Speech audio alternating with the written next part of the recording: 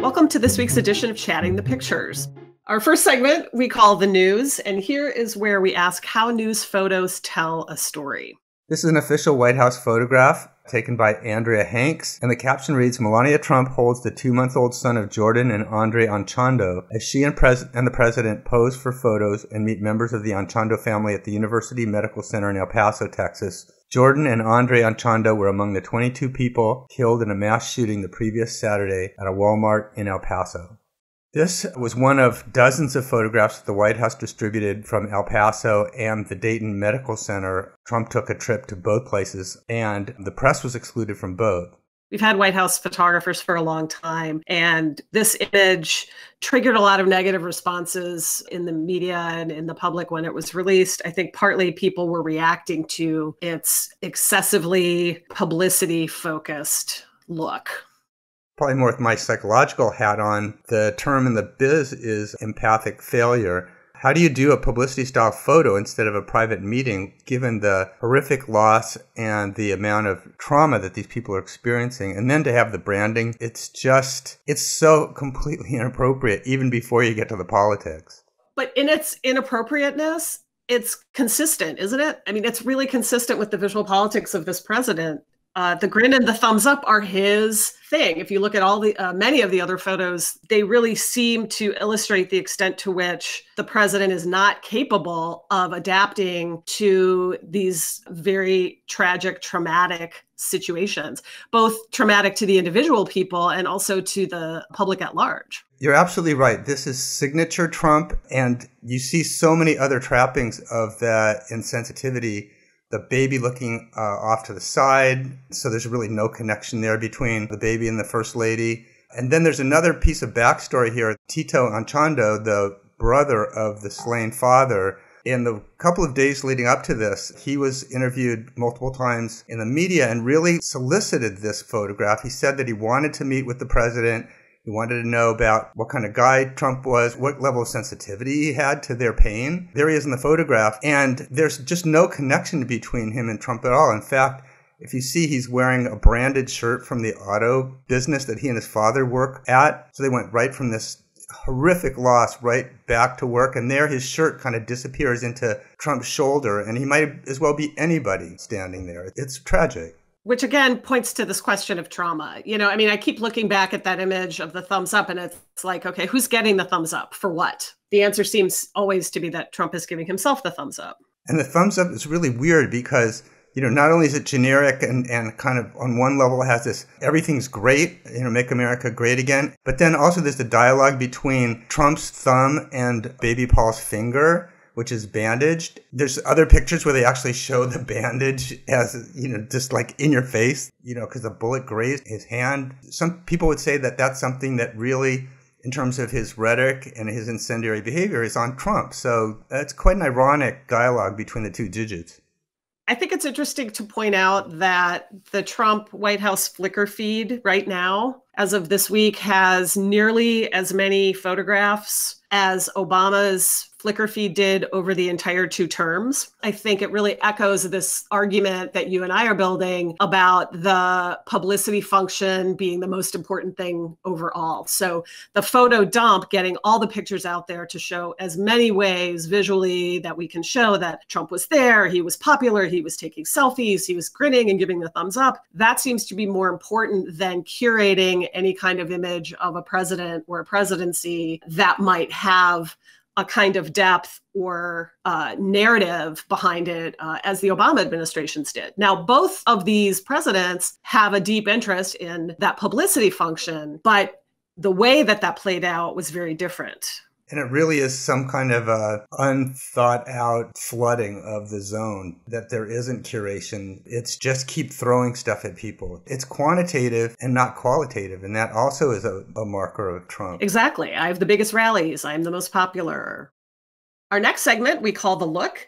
And here we're interested in thinking about how photographs push the visual boundaries to illuminate a story or an idea. This photo was taken by Thomas Peter for Reuters, and it shows demonstrators in Hong Kong attending a protest at the arrival hall of the airport. Demonstrators were handing out anti-government leaflets and waving banners in a dozen languages to raise awareness among visitors ahead of weekend rallies planned across the city. What I love about this photo is the way it encourages you to move from the broadest, that kind of overview, we're looking down on this group of people, but it also encourages you to zoom in and look at individuals and what individuals are doing and how they're relating to each other. And so I actually spent a little bit of time playing with that. And one of the things that emerged from that experience for me was this sense of both the power of the masses and also the value of the individual in the act of protest.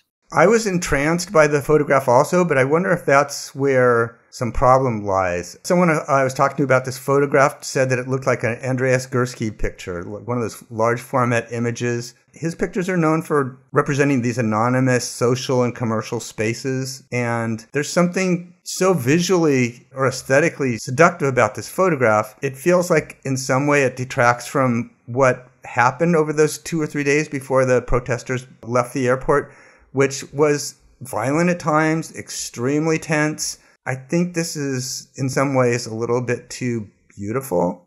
There's a kind of anonymity and a kind of monumentalizing of something that what's supposed to be impressive is the scale and the kind of bird's eye view. I do think, to the extent that it fits into the story of what happened later at the airport where things got very violent, I do think that it depicts a kind of mode of protest that we tend not to see a lot of images of simply because it isn't exciting and there's not a lot of action.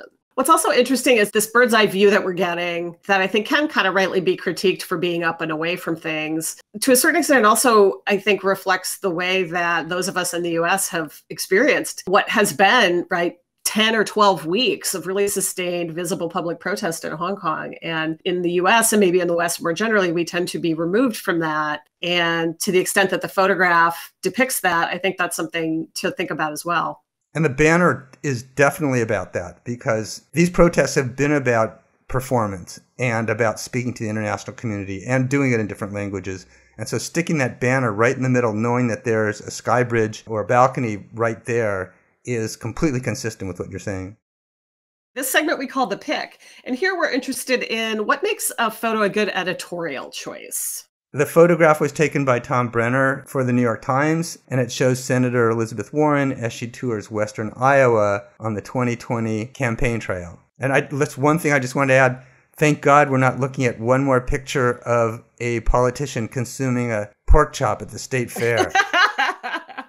I know. I have a secret love. One of my favorite visual themes is politician with food. But I agree. This is a different kind of picture of a politician with food, isn't it? Yes, it is. You know, I reacted really negatively to this image when I first saw it, not because it isn't a great photo, because I think it is a great photo, but because it seemed to me to amplify a particular kind of visual stereotype of the Midwest, of the so-called heartland. To the extent that that's a really easy visual theme, I'm a little resistant to that, even as I see ways in which it works narratively. It's an interesting point. I mean, Brenner's a very smart photographer, and what he's generating here, I think, is a lot of ambiguity. On the one hand, he's setting the scene and where we are in the campaign. And then there's also the question of how does Elizabeth Warren relate to Iowa, the Iowa electorate, a more conservative electorate? And that's really ambiguous. You know, she's out of focus, so you could say, oh, she's kind of peripheral to it. On the other hand, you know, she's there and there's something really engaging. And here's now like a focus on the land and the people, and you would think by association, the policies and that concern the people, and less focus on the candidate as a personality, less focus on the horse race. That's really wonderful. And one would argue, too, she's the one with a plan. That's characteristic of Warren. You're right. I think one way to read this photo is, you know, that cattle behind her, she's got a plan for them, right? And she really does have a plan for them, in fact. She does. Yeah, I think you're right. So to the extent that the photo is asking us to take a look at literally what's at stake in this part of the country, certainly with this election, where farmers in particular have arguably really been screwed over by changes in trade policy. There's a lot of question marks out there. The other thing I think I was interested in with this photograph is that we don't need to see her clearly to see that it's Elizabeth Warren. And that says to me that she's a front runner.